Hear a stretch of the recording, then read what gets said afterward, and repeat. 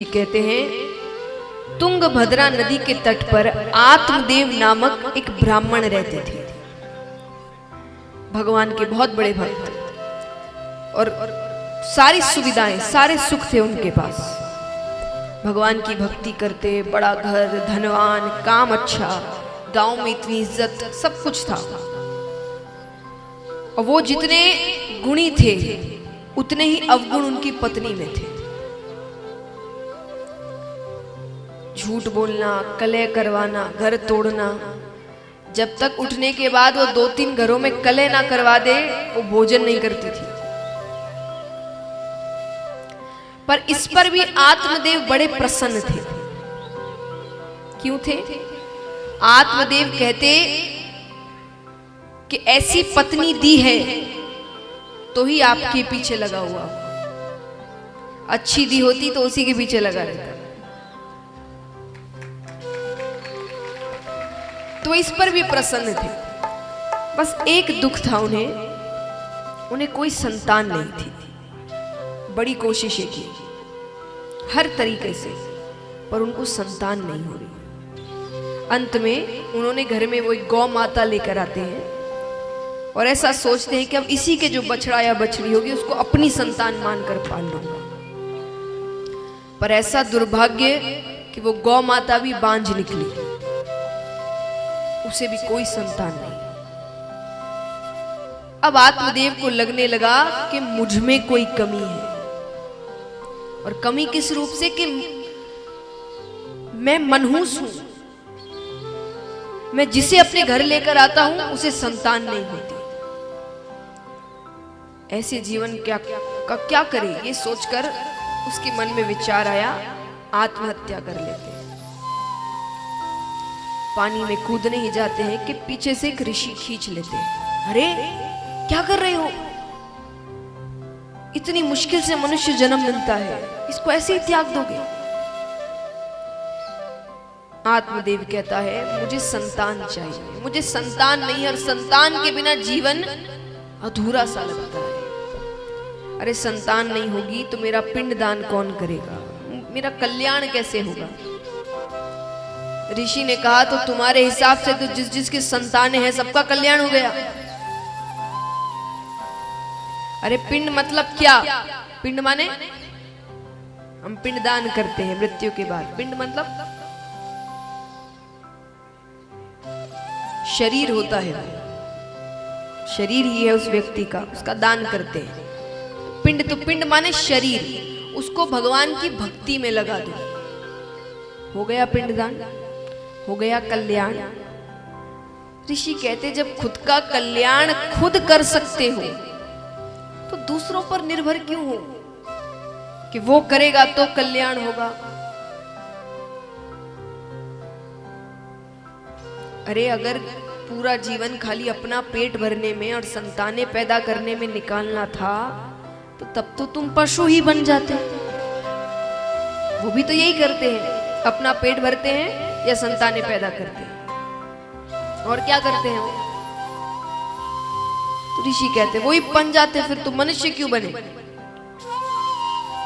बार बार नहीं पाइए मनुष्य जन्म की मौज, बार बार नहीं मिलता ये जन्म। अगली बार क्या बनेंगे कुछ नहीं पता। जैसे मक्खियों मच्छरों को मारते रहते हैं ना, नहीं पता अगली जन्म में खुद भी यही बने होंगे।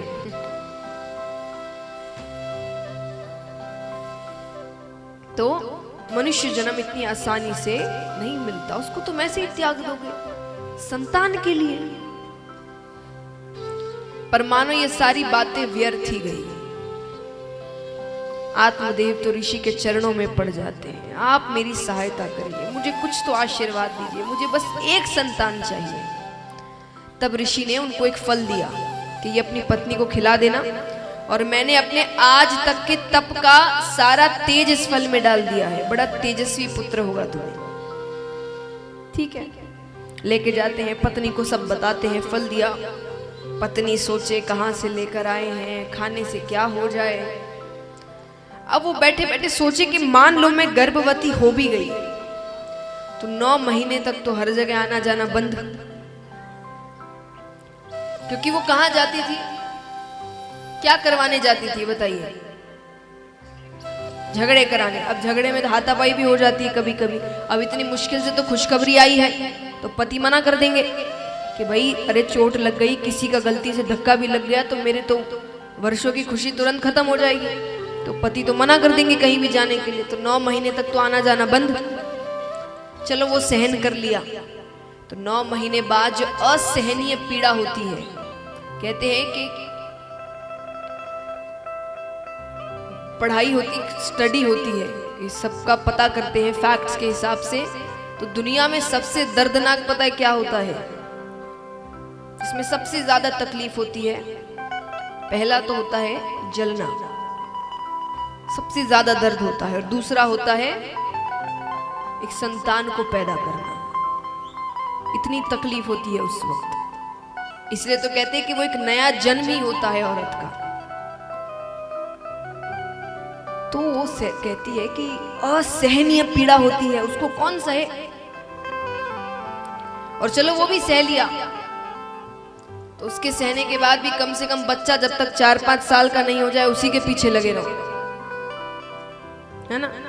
जब तक वो थोड़ा 4-5 साल बाद वो थोड़ा समझदार होता है, तब तक तो उसी पीछे लगे रहो, उसी के काम करते रहो।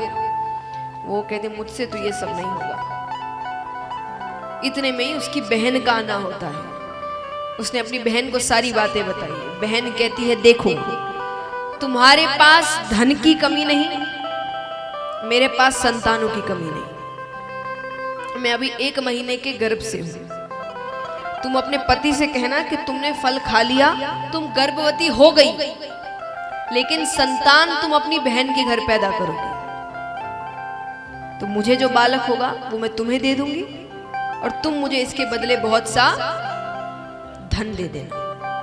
उसने कहा ठीक है, फल का क्या करे? अरे बोले ये बातें कौन सी सच होती है, गौ माता की टोकरी में डाल दो। गौ माता की टोकरी में डालते, गौ माता उस फल को खाती है, गर्भवती हो जाती है। 9 महीने बाद दोनों को बालक होते हैं। होते माने वो तो बहन का बालक लेकर आती है, और यहाँ गौ माता को एक बालक होता है। दोनों का नाम रखा जाता है। तो पत्नी का नाम था धुंधली, तो धुंधली से जो बालक हुआ उसका नाम रखते हैं धुंधकारी, और गौ माता से जो बालक होता है उसका नाम रखते हैं गौकर्ण। क्यों? क्योंकि वो थोड़ा विचित्र बालक हुआ। शरीर मनुष्य का है, कान गाय के हैं, तो इसलिए गौकर्ण, गाय के जैसे कान। दोनों धीरे धीरे बड़े हो रहे हैं। गौकर्ण जी बहुत अच्छे बालक हुए, बहुत सीधे, आज्ञाकारी, सारे अच्छे काम करते, सच बोलते, पढ़ते, खेल कूद करते भी तो बहुत अच्छे से, कोई शैतानी नहीं, कोई बदमाशी नहीं। और वही धुंधकारी सर्व अवगुण संपन्न। नहीं सुना हो तो फिर से सुनाओ। सर्व अवगुण संपन्न, ऐसे कोई अवगुण नहीं है जो उसमें ना हो। झूठ बोलना, चोरी करना, मदिरा पान करना, नशा करना, स्त्रियों के साथ संग करना, वो सारी हरकतें करता। अब जब दोनों की अच्छी खासी उम्र होती है, अब देखिए आज के समय में जब बच्चे अच्छे बड़े हो जाते हैं तो बाहर पढ़ने चले जाते हैं।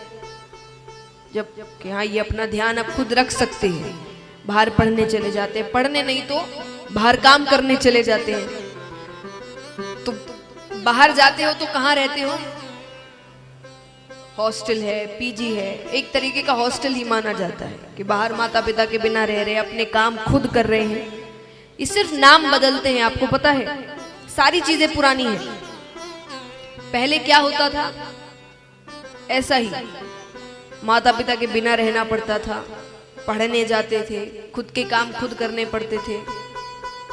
बताइए, गुरुकुल, पहले गुरुकुल जाते थे, आजकल हॉस्टल, बोर्डिंग स्कूल, ये सब जाते हैं। तो सिर्फ नाम बदले हैं, ये सब पुरानी चीजें हैं। पढ़ाई बदली है, पहले वेद उपनिषद पढ़ाए जाते थे, अब आजकल की जो पढ़ाई है वो पढ़ाई जाती है। तो अच्छे बड़े हो गए तो गौकर्ण जी कहते हैं कि पिताजी मेरा तो गुरुकुल जाने का समय हो रहा है, अब कितने वर्षों बाद आऊंगा पता नहीं, पढ़ाई पूरी करके। और देखिए पहले जैसे पढ़ने के बाद आपके लिए दो रास्ते निकलते हैं, या तो वैराग्य या गृहस्थ, है ना। या तो आप वैराग्य लेते हैं कि शादी विवाह नहीं करेंगे, और या तो आप गृहस्थ का पालन करते हैं। तो उस समय पहले गृहस्थ के पालन करने वाले भी जीवन भर गृहस्थ का पालन नहीं करते थे। कब तक करते थे? जब तक उनके बच्चे समझदार नहीं हो जाते। बच्चे समझदार होने के बाद वो अपना भला बुरा देख सकते हैं, फिर वो लोग वन चले जाते थे और उसके बाद तप करते थे, भगवान का नाम जप करते थे, कुटिया में रहते थे, यानी संसार परिवार से दूर। तो गौकर्ण जी ने कहा कि मेरा तो समय हो रहा है और मेरी नजर में अब आपको भी गृहस्थ त्याग देना चाहिए, काफी समय हो गया है। पिता ने भी गृहस्थ त्याग दिया, वो वन की ओर चले गए। अब घर में केवल धुंधकारी और उसकी माता। एक बार नशा करने के लिए धन चाहिए था। अब जब नशा करता है ना व्यक्ति, वो होश में नहीं रहता। अब उसको धन चाहिए, उसको धन मिल नहीं रहा। माता से जाकर धन मांगा, माता ने कहा घर में 1 रुपया नहीं है। उसको इतना क्रोध आया कि उसने क्रोध में आकर अपनी माता को मार डाला। अब पूरी आजादी, अब घर पर कोई रोक टोक करने वाला नहीं। कितनी स्त्रियों को घर पर लेकर आ गया, उनके कहने पर राजा के खजाने में चोरी करी। अब स्त्रियों ने सोचा एक ना एक दिन तो पकड़े जाएंगे, वो राजा है, उनके सैनिक तो पकड़ ही लेंगे, इसके चक्कर में हमें भी दंड मिलेगा। तो एक रात्रि उसको बहुत मदिरापान कराया गया, बिल्कुल होश में नहीं है वो कि कुछ कर सके। अब उसको मारने की कोशिश की जा रही है और इतने पाप किए हैं, इतनी जल्दी तो मृत्यु आने से रही। बड़ी कोशिशें कर रहे हैं, उसको बड़ी तकलीफ हो रही है, लेकिन वो मर नहीं रहा। अंत में गरम गरम दहकते हुए कोयले होते हैं ना, वो उसके मुख में डाल दिए। बहुत दर्दनाक मृत्यु आई। उसके बाद भी उसको प्रेत योनि प्राप्त हुई, यानी मुक्ति नहीं मिली। वो प्रेत की तरह घूम रहा है।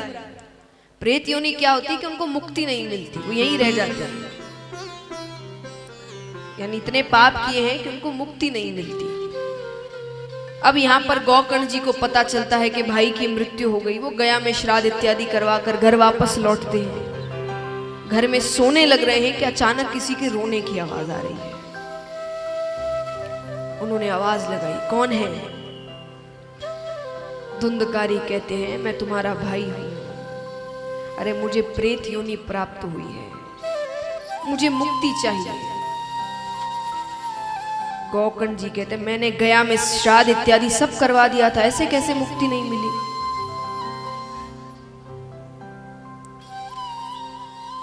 धुंधकारी कहते हैं कि गया श्राद्ध शतेनापि मुक्तिर में न भविष्यति, कि गया में एक बार क्या, तुम मेरा 100 बार भी श्राद्ध करा दोगे तो मुझे मुक्ति नहीं मिलने वाली। मैंने इतने पाप किए हैं, अब तुम कुछ करो मेरे लिए। गौकर्ण जी कहते हैं, अभी तो जाओ, मैं सुबह बताता हूं। ठीक है। सुबह सुबह वो सूर्योदय होने से पहले उठ जाया करते थे। सूर्य नारायण भगवान आते हैं, वो उन्हें रोकते हैं। देखिए, एक त्रिकाल संध्या होती है। त्रिकाल संध्या यानी 3 बार पूजा। कब कब?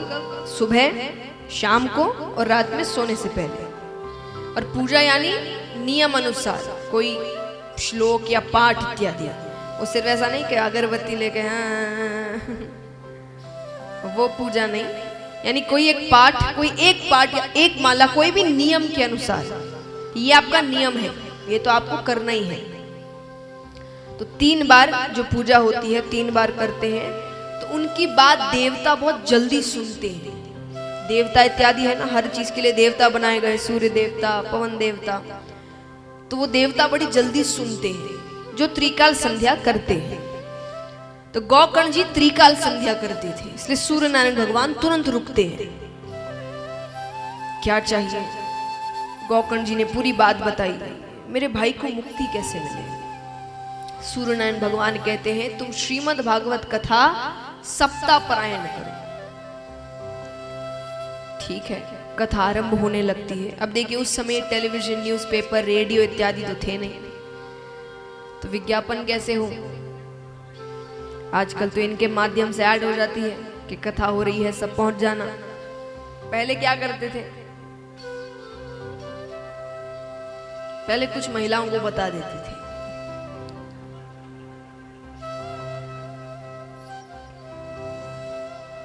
नहीं, मजाक है।